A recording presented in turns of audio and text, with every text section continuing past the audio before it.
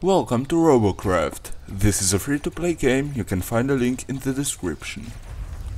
At first I thought it was about building cool robots and seeing what others have built, but no, it turns out this is what it's all about. Since nobody looks up, I managed to sneak into the enemy base without being noticed. And this floating guy, he's in the snipe view so he won't see me. Now guess what? There is no fall damage. And nobody expects their base getting capped this early in the game. Suddenly most of the enemy team is returning to take me out. Plasma launchers? Give me a break, they'll never hit me with those.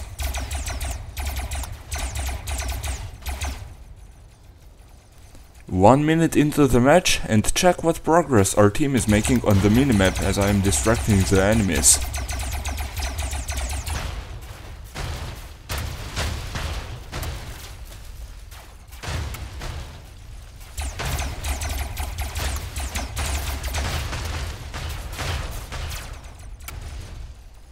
Poor guy, he has a railgun. He has like 1 in 1,000 chance of hitting me with that thing.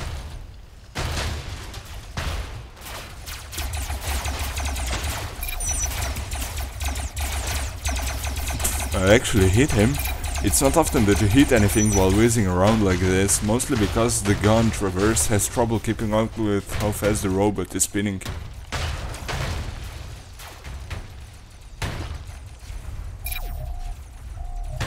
And now it's just about how many cap points you can earn before we win.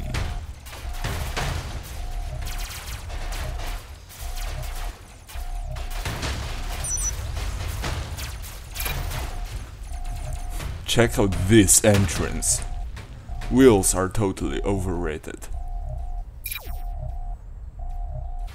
Let's take a look at some more gameplay.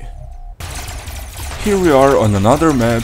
Might seem like I'm getting owned here, but the teams are 5 vs 9 and I'm just keeping this enemy's back so my team can cap. They did hit me hard, but we still won, and we would probably lose if I hadn't distracted the enemies. We can conclude this robot is terrible for dealing damage and blocking enemy shots, so don't even bother using it like any other robot.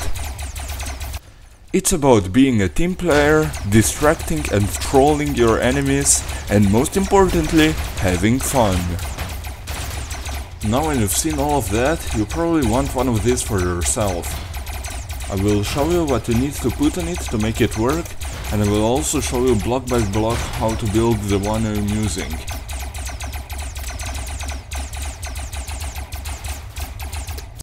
As close to the bottom as possible, you will need 2 small thrusters, one pointing forwards and one pointing back. Then of course you'll need a bunch of big thrusters pointing downwards, and you will need 2 small thrusters, one at the back, one in the front, pointing clockwise. These are the ones that make you spin. Optional but recommended is to have 2 small thrusters pointing upwards, so you're able to go reverse when you get somewhere you're not supposed to and you get stuck. And of course, what's a robot without a bunch of big guns and a pilot seat at the top?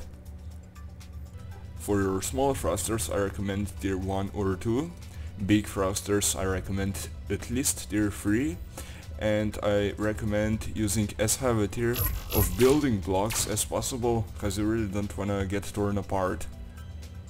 And here's how to build the one I was using. Have 6 blocks vertically, and at the front and at the back add 2 blocks like this. It's very important that these are not at the left and right, they must be at the front and back. Place 8 tier 3 thrusters like this, 6 at the bottom and 2 a little higher. Now small thrusters go just like I'm doing here. And on the other side it's pretty much the same.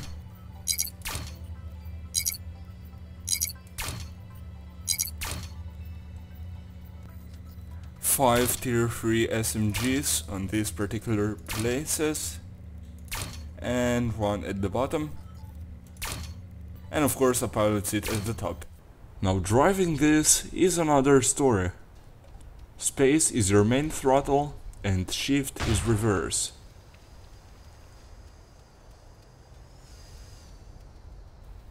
Use S and W to steer up and down, which is quite useful once you're airborne.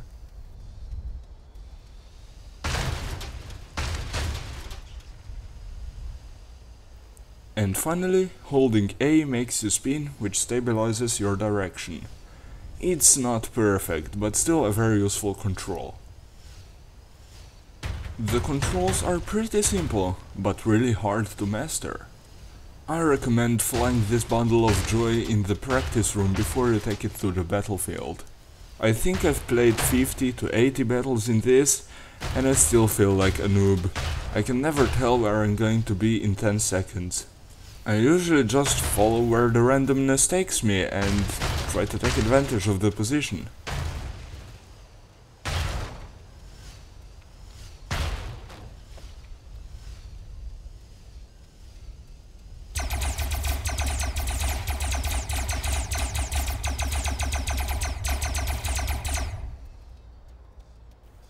You can use this surface at the edge of the map to get around quickly, although many players will consider this cheating. I personally avoid doing this because I find it very boring. And that's about it. Thanks for watching.